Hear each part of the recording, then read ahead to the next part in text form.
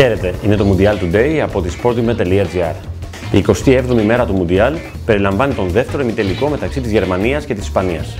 Στις 9:30 λοιπόν, στο Durban Stadium της ομώνυμης πόλης, η Γερμανία του Joachim Löw θα αναμετρηθεί με την Ισπανία του Vicente Del Bosque 2 χρόνια περίπου μετά την τελευταία του συνάντηση στον τελικό του Euro 2008, όταν η Ισπανία με σκόρερ τον Fernando Torres είχε κατακτήσει τον τίτλο.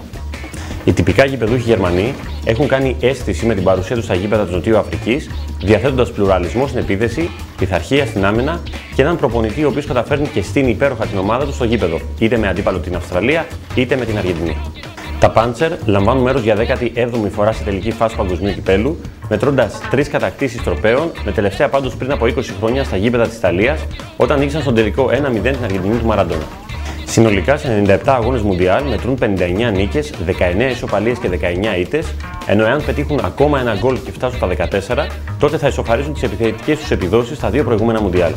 Πάντως, σε περίπτωση που σκοράρουν 2 γκολ ακόμα και φτάσουν στα 15, θα ισοφαρίσουν την τρίτη καλύτερη επίδοσή τους σε τελική φάση, αφού τόσα είχαν πετύχει το 1966 στα γήπεδα της Αγγλίας και το 1990 στα γήπεδα της Ιταλίας.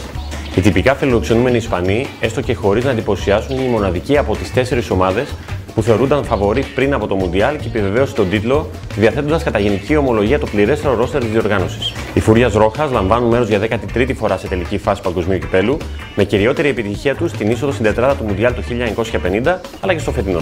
Συνολικά σε 54 αγώνες Mundial μετρούν 26 νίκες, 12 ισοπαλίες και 16 ήττες, ενώ αξίζει να σημειωθεί πως στους 4 αγώνες που έδωσαν στα γήπεδα της Γερμανίας το 2006, αλλά και από τους 5 που έχουν δώσει μέχρι στιγμής στα γήπεδα της Νοτιού Αφρικής, απουσιάζει ισοπαλία.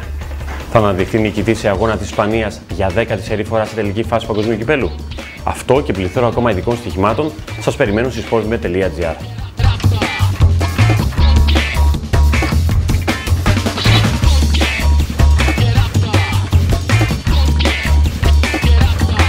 Και μην ξεχνάτε το μεγάλο διαγωνισμό VIP Fan της sportime.gr, όπου δίνει τη μοναδική ευκαιρία σε 25 υπερτυχερούς να παρακολουθήσουν σαν VIP από ιδιωτική σουίτα πολυτελούς ξενοδοχείου μαζί με την παρέα τους αγώνες του παγκοσμίου κυπέλου. Μέχρι τότε, να είστε όλοι καλά.